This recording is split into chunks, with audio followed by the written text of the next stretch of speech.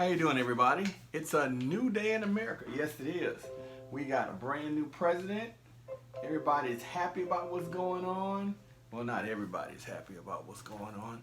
There are a few people. I've been watching the news all morning, all three major stations, and everybody's not really happy about that. But Joe Biden has basically said that we're not going to have any more red states, just blue states. We're just going to have the United States of America. We're all going to get together. We're all going to be one big happy country. And he has an agenda. He has a plan. He's going to get us all back on schedule, back to being a superpower in the world. And I think that's a great thing. I think we all should work towards that. You know, after 4 years of hardship and heartbreak and disappointment and a little disrespect, I think that's much needed right now for us to all come together and be better people. But where do we go from here? So I made a little list of 10 things that we need to do. First, we need to fight. Number one, we need to fight this coronavirus. And from what I understand, this morning we got some really good news on some vaccines that may be able to help us. So that's some really, really good stuff. Biden has put together a really, really great website that he wants everybody to go check out. I can't think of the name of it right now. It gets away from me, but check out his new website. It breaks down a lot of things of what he wants to do for the people and how he wants to do it. The second thing is we need to get our country's infrastructure back built up and rebuilt. That will create a lot of jobs for us. That will help us build our roads, our bridges, fix the water in Flint and other places that need to be rebuilt and need to be worked on. Third, Joe needs to keep his promise to the black community. That's a big thing.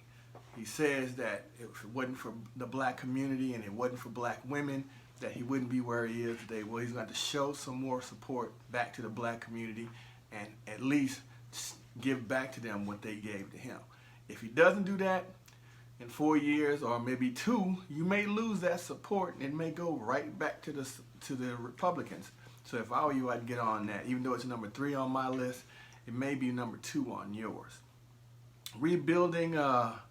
Rebuild America from being just Democrats and Republicans, but we need to be all Americans. And I think we hit on that earlier, that Joe wants to get away from being just Democrats and just Republicans, because that has really, I think, divided us a lot. You know, now we're in 2 different tribes. Everybody's fighting amongst each other. If the Democrats don't get what they want to help the Republicans. If the Republicans don't get what they want, they don't help the Democrats. That's not good for the people at all. So we need to all work together. Democrats, Republicans, independents, whatever you are, progressive, it doesn't matter. We're all Americans. We need to work on that and get back together. We need to fix our trade agreements with our neighbors, our allies, and even some of our old enemies and make some new friends. There's no reason why in the world that we live in today that there are people that are homeless and hungry. There are kids that are dying every day. There's not enough food to go around. We need to work on those things and make it better for not just America, but the entire planet. And that's something we all need to work on. We said we want to, number 6 for me was make America great by making and building, producing, and making our own goods. We need to bring our companies back to America, the ones that left and the jobs went with it. We need to bring those back, and that will help build our economy a little bit more and also help put some money in some people's pockets and also help build America back. Those companies come back, there'll be better jobs, more jobs, and it'll help America rebuild. Number 7, those jobs that the companies that did go overseas, you know, they'll, like I said, they help our economy. So those jobs have to come back, and we have to do something to find out why that they're overseas and what we need to do, whether it's tax breaks or whatever. We need to bring them back because we need those jobs back.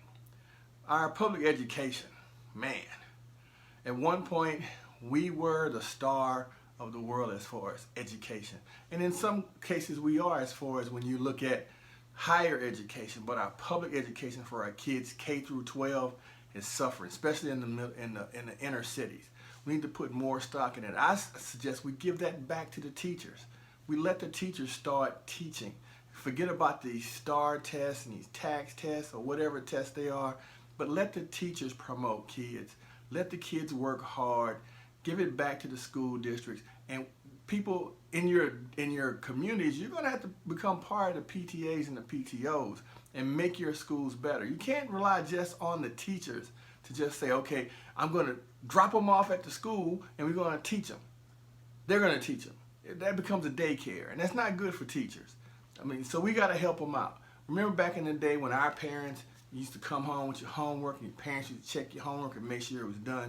Well, we're going to start going back to doing that, joining the PTO, checking out the schools, going there, going to teachers' conferences, and rebuilding our education, getting back to basics. That's what we need to do for our education. Number 9, and last but not least, this is a big thing with me.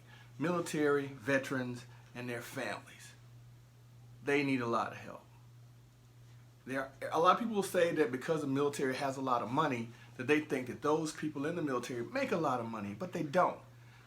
A lot of times when they're getting free, what they say, free housing, free dental, free medical, it's coming out of their pay, yeah, but they're not making what their counterparts are making on the outside. The average military person that's not above an E4 or E5, what you would call middle management, doesn't make what middle management makes on the outside as a civilian.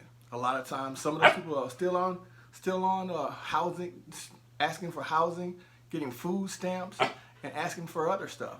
So we really need to look at making sure that our military personnel, E1s all the way to E9, are taken care of. Not talking about the officers. They make good money.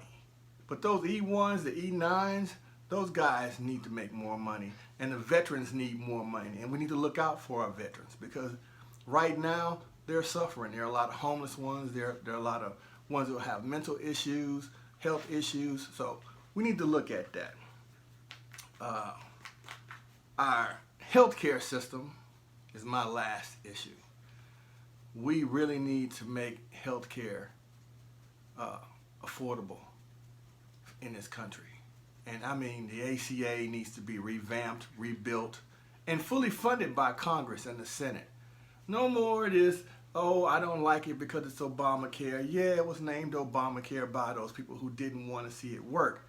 But I think if we rebuild it, fix the problems with what's going on with it, and fully fund it, those people that need it will use it. Now, if you can afford your own health care and you don't need government health care, then by all means, go do what you do. Get your own health care, pay for it, whatever. But those that do need it, let them get it.